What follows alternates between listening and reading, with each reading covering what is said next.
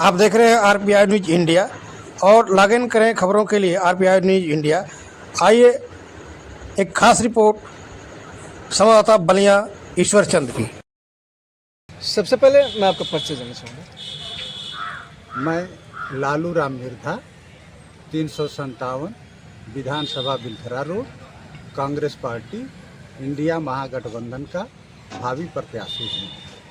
किस तरह का आपका चुनावी तैयारी चल रही है? देखिए, चुनावी तैयारी कार्यकर्ता संगठनकारी होता है। हमने पूरे विधानसभा में गांव स्तर पर ग्राम अध्यक्ष बनाए हैं, जिसमें 10 सदस्यों को जोड़ा गया है। उसके बाद से BLO 2 जो निर्वाचन अधिकारी महोदय बलिया ने के निर्देशन में ये सब हुआ था, तो हर राजनीतिक पार्टी BLO 2 बनाई।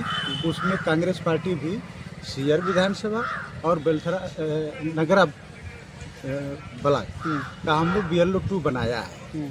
अब हम लोग न्याय पंचायत स्तर पर एक मीटिंग किए हैं, जो मनरेगा को लेकर के किया गया है।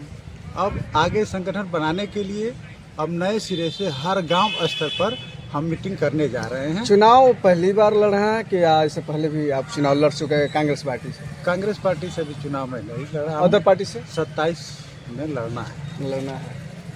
तो अभी जो वर्तमान सरकार चल रही है, जो मनरेगा को जी राम जी के नाम से प्रमोट करना चाहती है और जन जन तक बताना चाहती है, इस पे क्या करना चाहेंगे? देखिए, कांग्रेस पार्टी जो है मनरेगा नाम से एक गांव स्तर के बेरोजगारों को, मजदूरों के लिए एक कानून बनाई थी, जिससे पलायन रोका गया।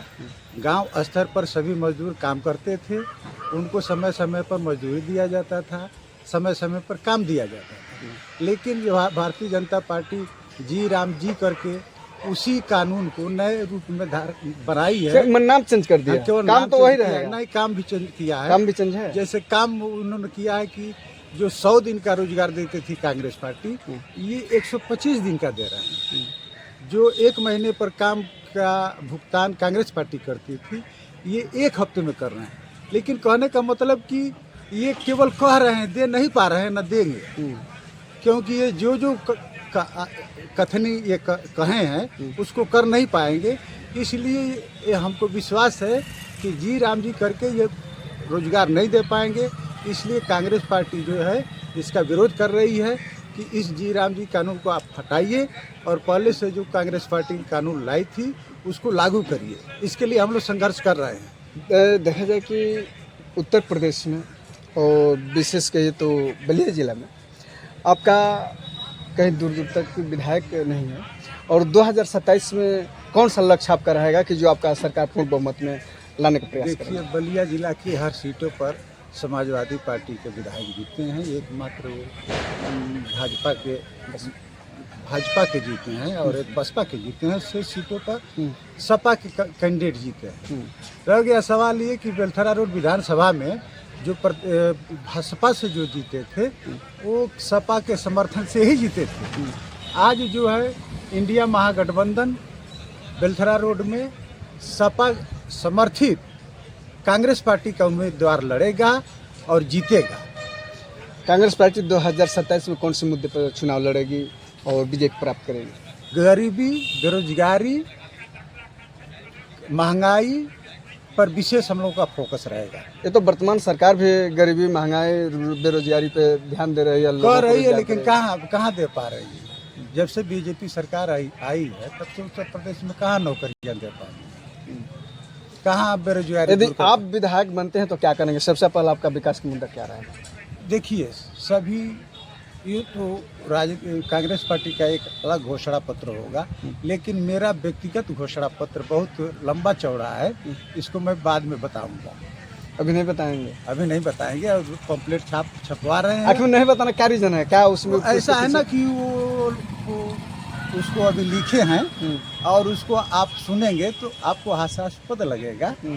जैसे में पर एक चाहता हूँ बताना, लेकिन बाद में बताऊंगा। आप प्रेस मत डालिए। हर गांव में चल रहे हैं, हर गांव में जा रहा हूँ लोगों से मिल रहा हूँ, सभी धर्म के और सभी जाति के लोगों से मिल रहा हूँ, सभी लोग समर्थन दे रहे हैं और मुझे राजनीति का लंबा समय का अनुभव रहा है, उसका लाभ मुझे मिलेगा। लोग तो कह रहे हैं कि नहीं कांग्रेस लुप्त हो गई है, कहीं दिख नहीं रही है। देखिए कांग्रेस लुप्त हो जैसे कहने के लिए तो लोग कह ही दे रहे हैं कि कांग्रेस लुप्त हो गई, आपको देखने में भी लग रहा है कि कांग्रेस लुप्त हो गई है, लेकिन यदि बीजेपी को यदि कोई हराएगा तो इंडिया महागठबंधन ही हराएगा, जिसमें कांग्रेस ही सर्वोपरि है। जितने भी छोटे छोटे राज्य स्तरीय दल हैं वो जीतने के बाद वो सभी लोग कांग्रेस में ही जाते हैं।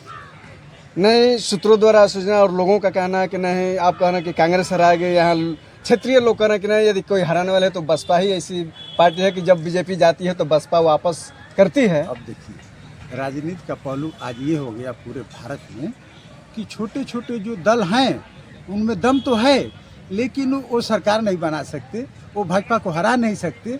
तो भाजपा को हराने के लिए मात्र एक कांग्रेस ही पार्टी जो है सामने है और सभी लोग कांग्रेस को ही वोट देंगे और जिताएंगे।